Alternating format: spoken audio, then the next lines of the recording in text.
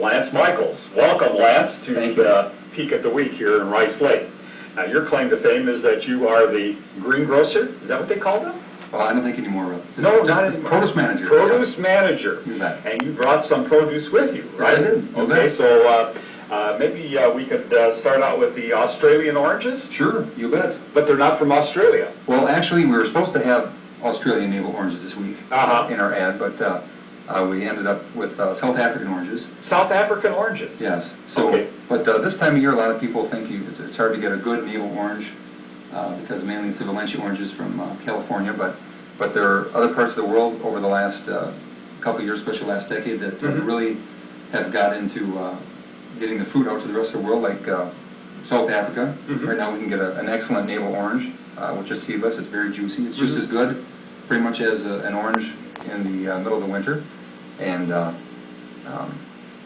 like I say, which is nice, and most people are into the soft fruit right now. You know, I noticed on the fruit now that they have these tags on there. Now, what is these tags, and what's all this about, the identifying the fruit with these tags? Well, the nice thing is pretty much every piece of fruit now has a tag on them, and they have a number on them, like this one's a 4012.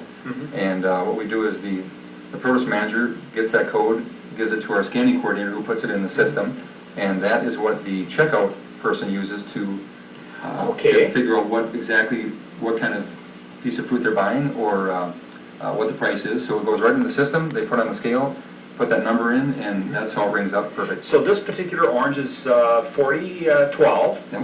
and when that's checked in, then there's a certain price per pound. Right. These are weighed up, and the system You bet. tallies up what the oranges are going to cost the customer. And different oranges, there could be 20, 30, 50 different kinds of codes. For different kinds of different kind of oranges, so Different. you have to be very careful to always get the right codes. Punch the right codes in there for that Right. particular piece of fruit. And they also say in there, like here, outspan, well, they're talking about we're in the area from South Africa, and usually like what kind of orange, like a navel orange or something, we'll have more information on it once in a while. So. Okay.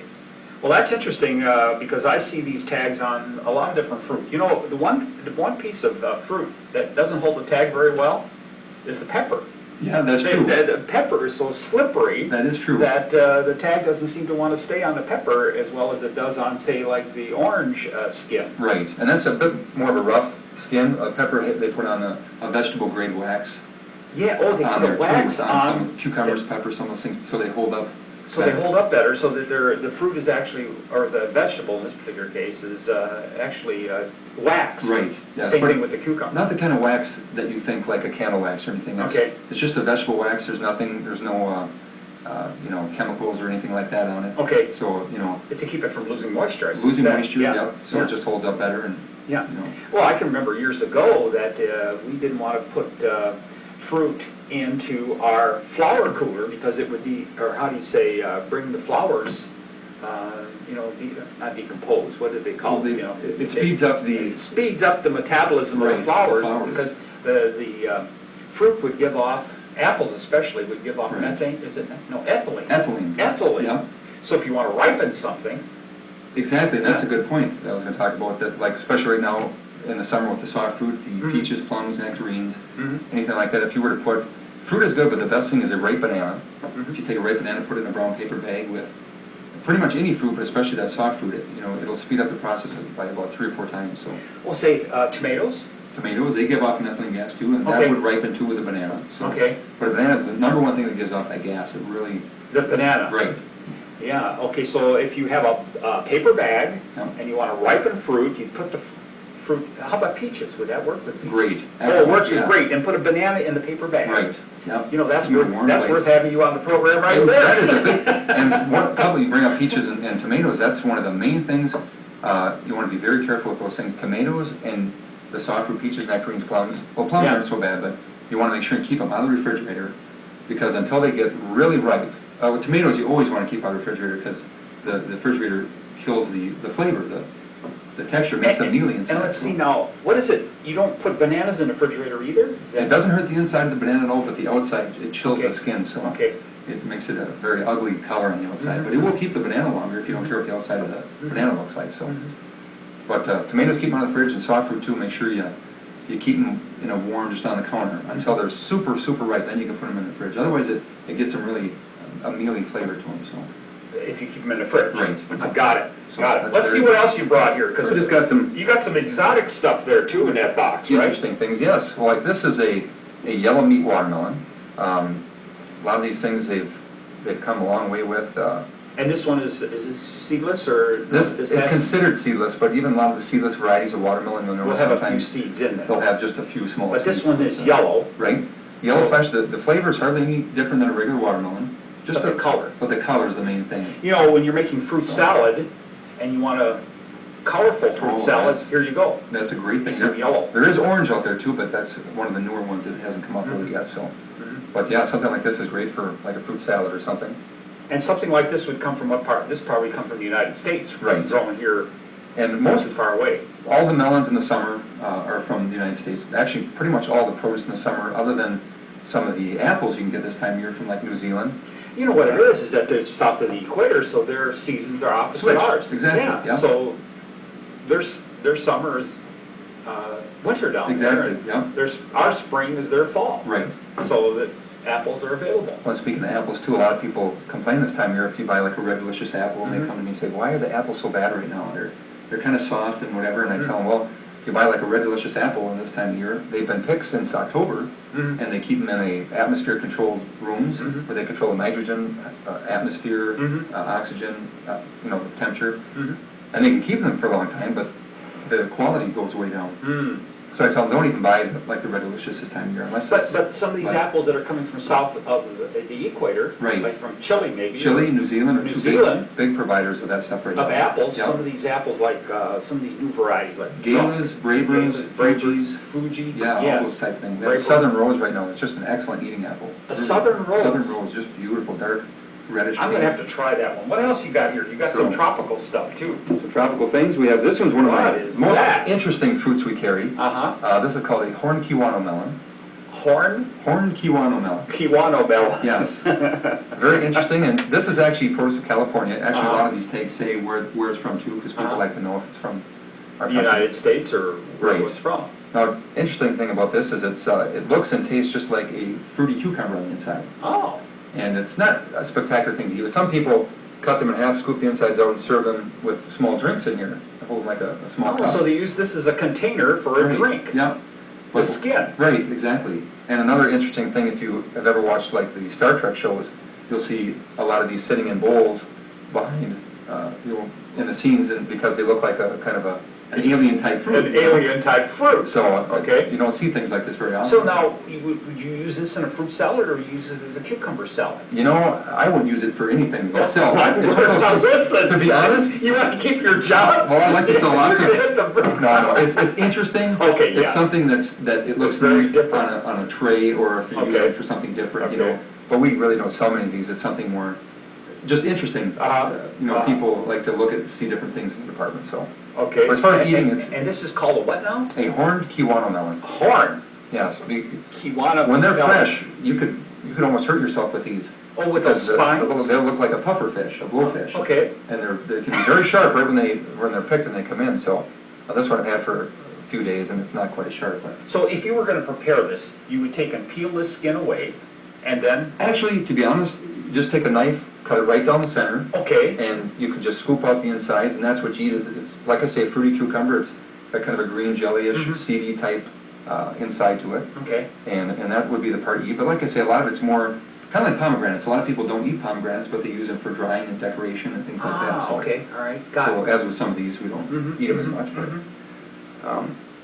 we have another thing here. It's a Well, this one I know. yes. This one's interesting. This is the star? You're right, star fruit, Mhm. also called a sweet carambola.